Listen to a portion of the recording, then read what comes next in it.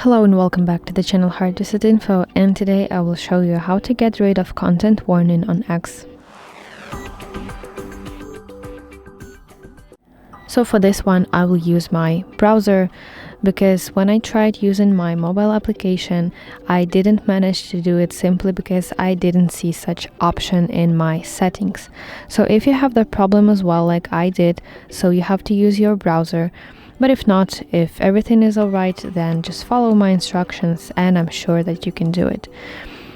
So I opened official website of X, signed into my account, and now I want to tap my profile picture in the top left corner of my screen, then scroll down to settings and privacy, then enter privacy and safety and go to content you see. So what you're looking for is display media that may contain sensitive content.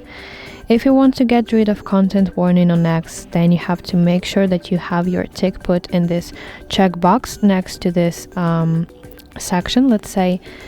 Yes, and in this way you will see sensitive content in your X feed. And additionally, if you want to see sensitive content when you search for something on X in your search results, then you want to go to search settings right here and make sure that you do not have tick put in this checkbox.